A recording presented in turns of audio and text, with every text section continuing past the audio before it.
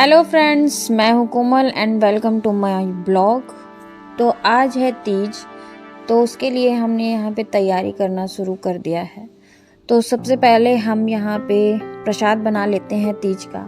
तो तीज का प्रसाद बनाने के लिए यहाँ पे हमने खाजा बनाना शुरू किया है। उसके बाद हम बनाएंगे यहाँ पे गुलाब जामुन।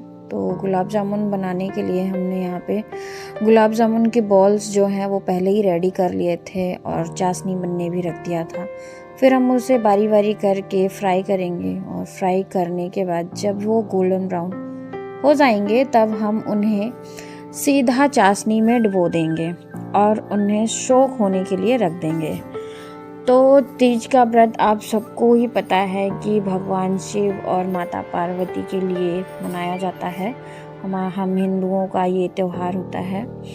तो सारी औरतें, कुंवारियाँ, सारे लोग ही इसे बड़े शौक से रखते हैं।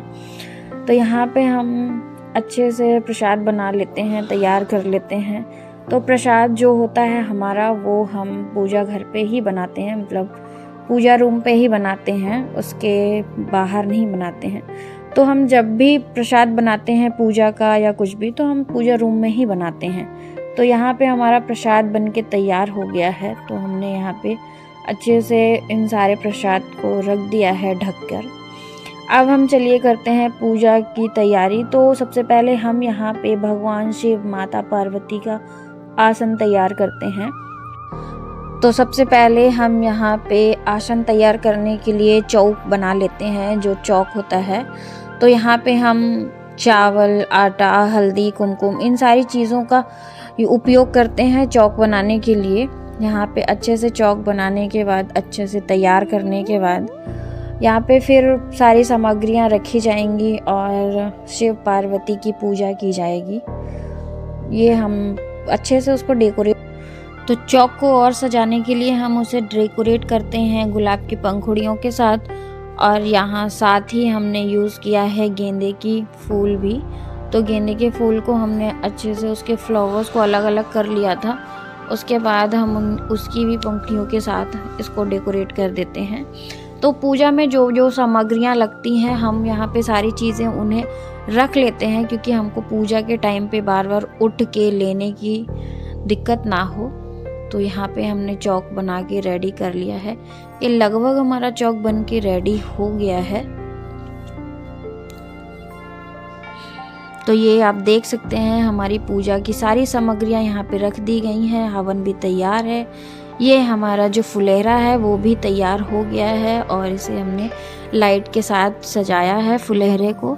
तो यहाँ पे छोटे से जो शंकर भगवान जी दिख रहे हैं, शिवलिंग दिख रहा है, वो मैंने मिट्टी से अपने हाथों से तैयार किया है और तैयार किया जाता है। ये सारी सामग्रियाँ जो रखी जाती हैं प्रसाद के साथ, और जो चूड़ी वगैरह, श्रृंगार का सामान जो रखा जाता है, वो सारी चीज़ें हमने यहाँ पे रख ली है। हल्दी कुमकुम भी तैयार कर लिया है।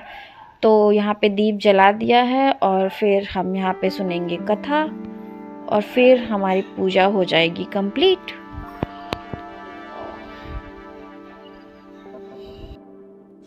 तो ये हमारा फुलहरा बन के रेडी है और यहाँ पे जो शिवलिंग दिख रहे हैं वो मैंने अपने हाथों से बनाया है।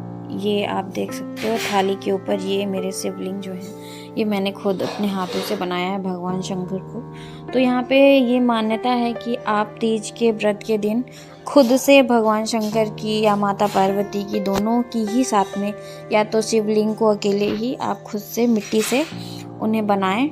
उसके बाद मैंने पूजा यहाँ पे चालू कर दी थी, पूजा करना चालू कर दिया था। तो व्रत तो मैं ही रहती हूँ घर पे, लेकिन पूजा हम साथ में करते हैं। मैं, मम्मी, मेरी सिस्टर, तो हम सारे लोग ही पूजा करते हैं। मैं मेरी कज़न सिस्टर को भी बुला लेती हूँ, मेरी बुआ की लड़की। तो हम सारे लोग मिलके से अच्छे से पूजा करते हैं। तो सबसे पहले हम फुलहरे के नीचे जो भगवान भोलेनाथ और माता पार्वती की मिट्टी की मूर्त जो रखी हुई होती है और जो हमने खुद से बनाया हुआ होता है, तो सबसे पहले हम उनकी पूजा करते हैं फुलहरे के नीचे। ये फुलहरा एक तरीके से मंडप। उसके बाद मैं और मम्मी दोनों ही मिलके यहाँ पे पूजा करते हैं। मम्मी कथा सुनाती हैं और हम बैठ के सुनते हैं। मम्मी पढ़ रही होती हैं और मैं सुन रही होती हूँ। तो यहाँ पे मैं धूप जला रही थी और उनके सामने मैं मत्था टेक रही थी। तो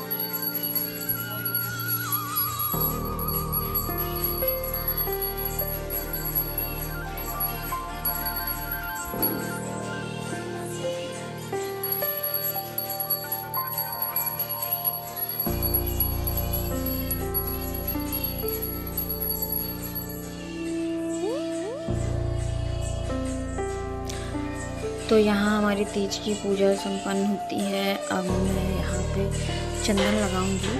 तो अगर आपको हमारा ब्लॉग अच्छा लगा हो तो लाइक करें, शेयर करें और कमेंट करें।